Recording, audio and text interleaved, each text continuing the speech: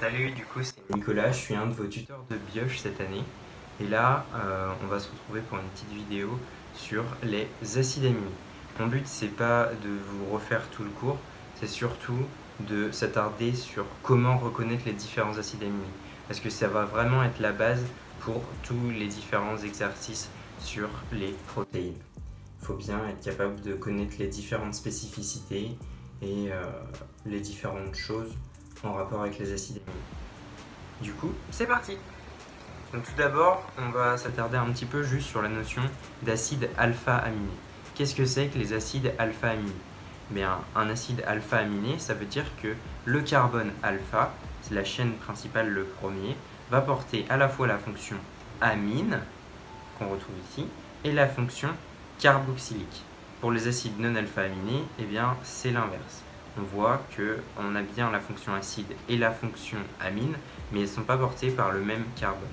Et ça ne nous intéresse pas parce que, en fait, tous les acides aminés qui vont être protéinogènes, c'est-à-dire les acides aminés qu'on peut retrouver traduits directement par les ribosomes qui ont également un code génétique pour eux, eh bien, ce sont tous des acides alpha-aminés.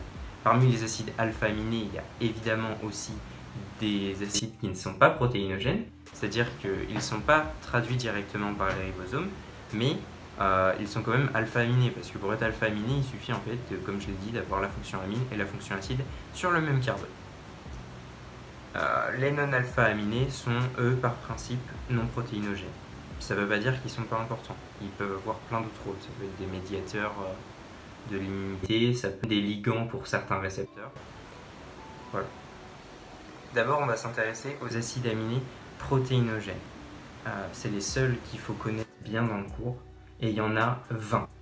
Donc, ils sont tous alpha-aminés, et ils changent donc par leur chaîne latérale qu'on note R quand on ne précise pas laquelle c'est. Faut juste faire attention du coup à la proline, elle a une cyclisation spéciale. Donc, parmi les non-polaires, on a deux types, les cycliques et les non-cycliques. Parmi les polaires, on a deux types, les chargés et les non chargés. C'est très important de faire la distinction parce que les charges, ça va permettre de faire des liaisons ioniques qui vont permettre de conserver une structure, c'est-à-dire donner une forme en fait à la protéine dans l'espace. Et sans ces liaisons ioniques, par exemple, on va avoir du mal. Là, on a notre forme avec les liaisons ioniques. Si on n'a plus les liaisons ioniques, paf, par exemple, notre forme elle va être plus ouverte comme ça. Et si nous, on veut faire une action qui a besoin d'un emboîtement, par exemple, de notre protéine dans un récepteur, si elle a cette forme-là, ça ne marche pas bien, hop, ça bloque. Alors que s'il y a les liaisons ioniques parce qu'on n'a pas eu de mutation, donc parce qu'on a un acide aminé chargé, par exemple, paf, là, ça rentre totalement. Donc, c'est des concepts qui sont très importants pour la suite du cours. Donc maintenant, on va s'attarder sur les non-polaires. On va les faire un par un pour que vous ayez des bases pour bien reconnaître les acides aminés. Donc on commence par les non-polaires. Les non-polaires, on va commencer d'abord par les plus simples. Bon, le plus simple, c'est la glycine. La chaîne latérale, c'est tout simplement un H. Et donc, il faut faire attention, la glycine, du coup, n'a pas de carbone asymétrique. Parce que là, vous voyez que le deuxième H, on ne le dessine jamais. Mais du coup, comme il y a deux groupements qui sont identiques, on ne peut pas dire qu'il y a un carbone asymétrique. Donc là, c'est de la chimie un peu basique. Et du coup, c'est important de bien se rappeler, glycine, pas de carbone asymétrique. Alors que tous les autres en ont minimum 1. Donc ensuite, on a l'alanine. Donc faut reconnaître un peu les formes. Là, on voit, par exemple, ça fait une genre d'étoile avec notre CH3. Donc dès que vous allez voir cette forme-là, paf, alanine. Valine, l'étoile, elle est décalée. Elle ne comprend pas notre NH2. Elle est un peu plus par là. Donc là, on se repère par rapport à ça. Ensuite, on a deux acides aminés différents qui vont être un peu plus compliqués à reconnaître, c'est vrai. Mais je vais vous donner un conseil pour bien les reconnaître. Donc vous voyez, isoleucine, leucine, grosso modo, c'est... la leucine, c'est pareil que la valine, mais on a rajouté un carbone à la chaîne. Et en fait, l'autre s'appelle isoleucine parce qu'il y a exactement les mêmes composants, mais ils sont d'une autre façon. En fait, c'est des isomères, les deux. Mais comment on fait du coup pour bien reconnaître les deux et jamais se tromper? Et bien en fait, dans l'isoleucine, vous voyez que la disposition des carbones, elle est un peu différente. Et du coup, ça fait apparaître un deuxième carbone asymétrique, en plus de notre alpha qu'on a de base. Et bien là, ça en fait apparaître un deuxième dans la chaîne latérale.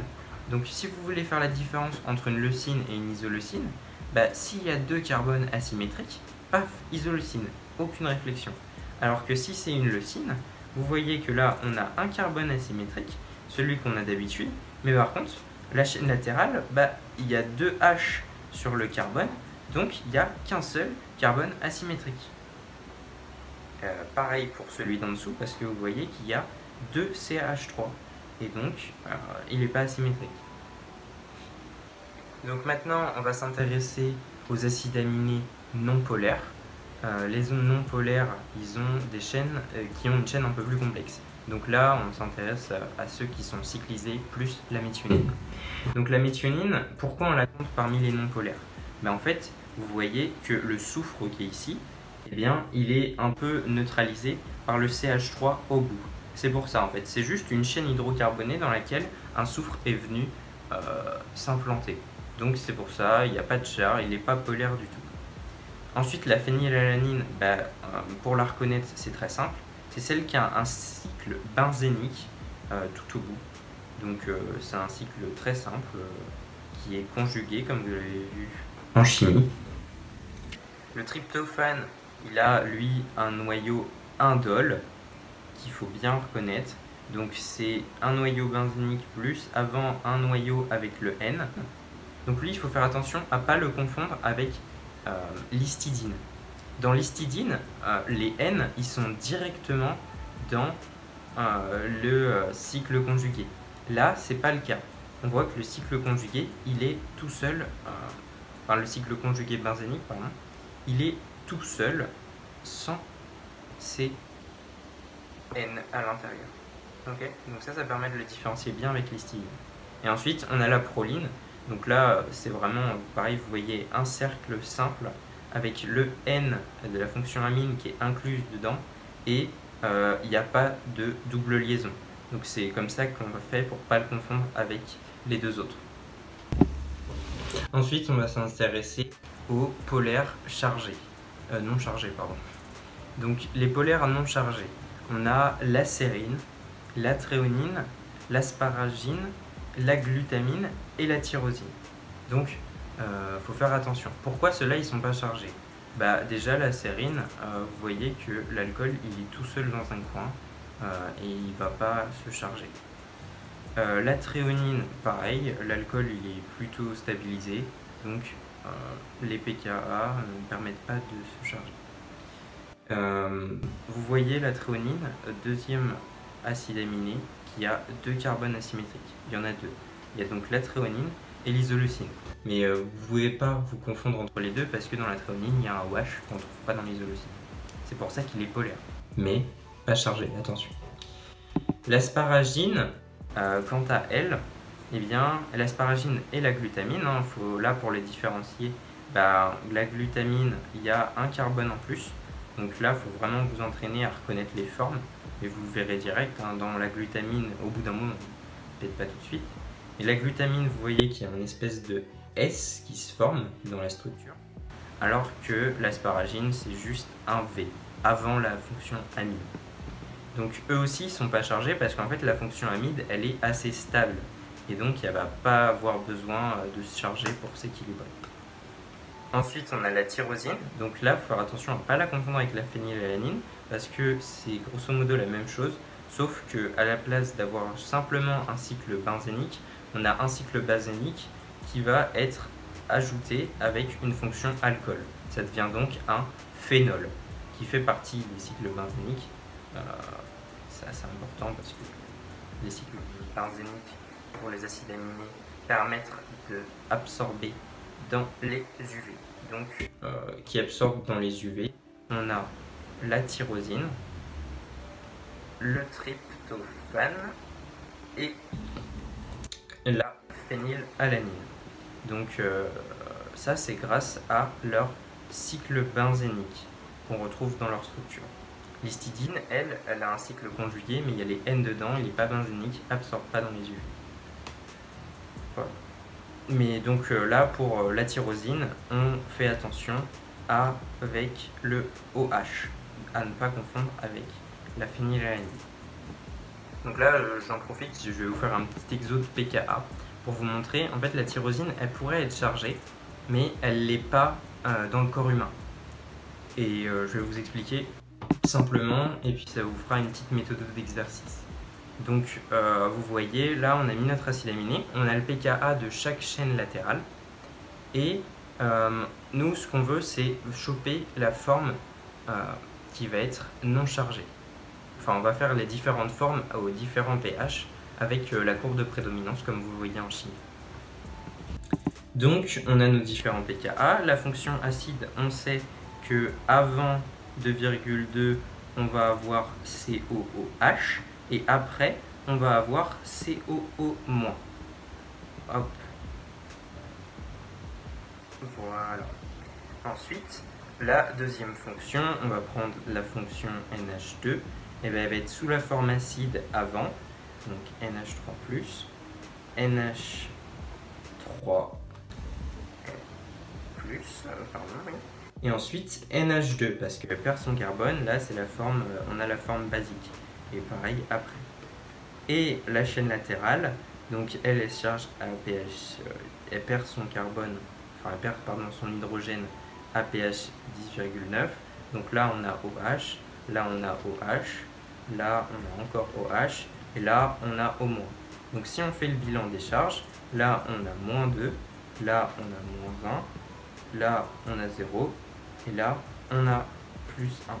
Donc vous voyez que comme le corps humain, nous on se trouve vers 7,2 ou 7,4, bien la tyrosine elle n'est pas chargée à pH physiologique. Donc ça, on fait bien attention pour cette méthode d'exercice. Voilà. Maintenant, on passe aux polaires chargés. La différence avec les polaires chargés, c'est que eux, le pKa de leur chaîne latérale permet qu'ils le soient très rapidement. Donc les acides aminés qui vont être chargés positivement, ce sont les acides aminés qu'on dit basiques. En fait, oui, ils sont sous leur forme acide là, c'est-à-dire, hop, pardon, sauf l'histidine, je le fais juste ici. Hop, ils sont sous leur forme acide parce que justement ils sont tellement basiques que dès dans le corps humain ils réagissent directement et donc ils se chargent positivement. Les deux autres qui sont chargés négativement et qui donc sont acides parce qu'ils vont perdre directement leur H tellement ils sont acides, c'est l'acide aspartate ou l'acide glutamique, glutamate. Donc voilà, pour les reconnaître, bon, l'histidine, on a dit, on a le cercle conjugué, et là c'est conjugué avec notre N, avec notre NH, pardon. Et, mais donc, lui n'absorbe pas dans les UV parce que c'est pas un cycle de type benzénique. Un cycle de type benzénique, c'est vraiment cette structure qu'on voit chez la phénylalanine, le tryptophane ou la tyrosine. Là, on voit qu'il y a les N qui sont inclus dedans. Donc déjà, ça nous permet de différencier avec le tryptophane. Et en plus, on sait du coup que ça n'absorbe pas dans les UV. C'est un groupement qu'on appelle imide azole. Donc l'arginine, elle va être chargée également. Donc là, c'est une grande chaîne. Donc, si vous voyez, en fait, à la fin, elle a une forme très spéciale, sa chaîne latérale, donc normalement vous n'avez pas trop de mal à la reconnaître. Pensez également qu'elle est chargée et ça s'appelle un groupement guanidine.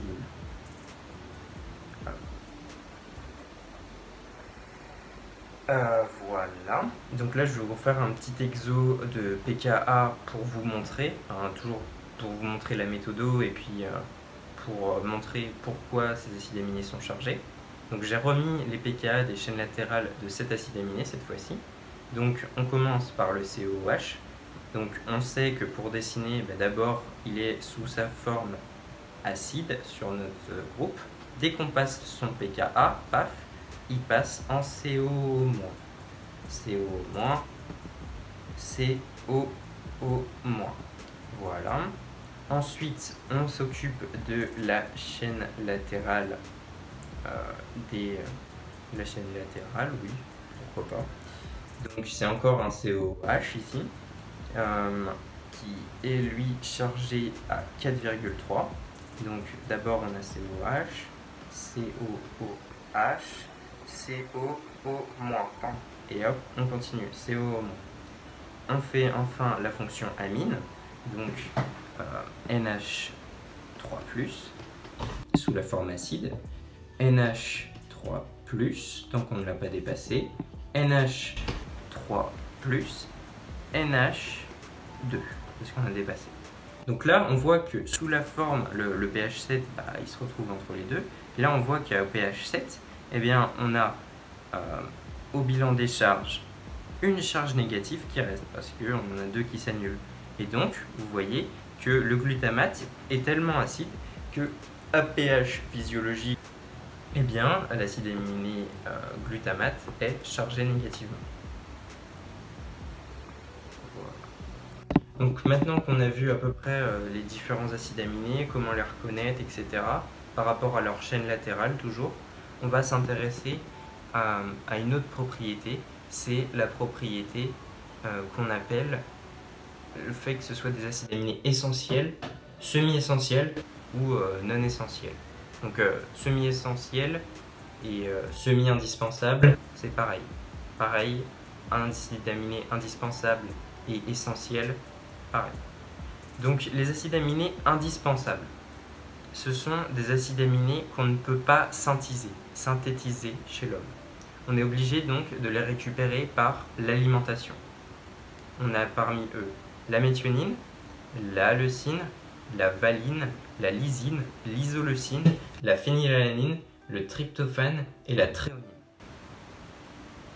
Parmi les acides aminés semi-essentiels, on a l'histidine et l'arginine. Qu'est-ce que c'est que semi-essentiel? Ça veut dire qu'on n'est pas capable de les synthétiser seulement durant la première période de la vie, donc pendant l'enfance en fait. On n'est pas capable de les synthétiser, on est obligé de les prendre par la nourriture à cet âge. Mais par contre, dès qu'on va être adulte, là, on est capable de les synthétiser. En fait, pendant l'enfance, les enzymes qui permettent de les synthétiser ne sont pas encore exprimées par notre génome. C'est pour ça.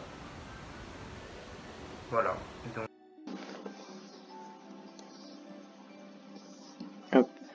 Alors, j'ai oublié d'en parler, mais il y a bien sûr deux petits trucs. Tout d'abord, la cystéine, c'est bien un acide aminé polaire non chargé. En fait, ça ressemble trait pour trait à la sérine, à l'exception juste ici de la fonction thiol, alors que la sérine, on a un OH. Donc ça permet de bien la différencier facilement avec la sérine. Et pour la différencier avec la méthionine, qui est le deuxième acide aminé, qui a un S, déjà on retient méthionine, elle est non polaire, et le S, il est lié des deux côtés à des C. Donc d'un côté à un CH2 et de l'autre côté à un CH3. Donc ça nous permet généralement de bien différencier les deux. Et ensuite, je voulais juste vous reparler d'un petit point sur la proline, histoire qu'il n'y ait pas d'incompréhension. Donc Monsieur Denis met dans son cours que c'est une exception.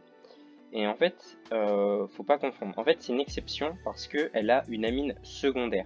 Alors que tous les autres acides aminés, ils ont une amine primaire. Qu'est-ce que ça veut dire? Ça veut dire que là, vous voyez, on a le carbone alpha comme il est montré. Eh bien, on a bien notre fonction acide.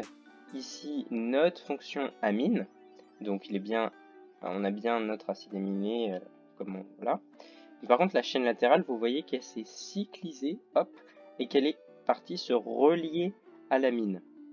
Et du coup, au lieu d'avoir une amine primaire, c'est-à-dire, par exemple, hop, hop, hop, la NH2, donc une amine primaire, c'est si elle est liée à un seul radical différent du H. Donc là, ici, c'est le C, notre carbone alpha, par exemple. Et bien ici, comme on a la chaîne la chaîne latérale qui se cyclise et qui se relie au N. Le N, il est lié à deux endroits différents avec autre chose qu'un H, donc on parle d'une amine secondaire. C'est pour ça qu'il est considéré comme une exception. Mais c'est bien un acide aminé protéinogène et alpha-aminé. Voilà. Donc normalement on a fait à peu près le tour de ce qu'il faut savoir pour reconnaître les différents acides aminés. J'espère que cette vidéo vous aura aidé un petit peu. Et puis j'ai hâte de vous retrouver dans nos prochains vidéos. Salut!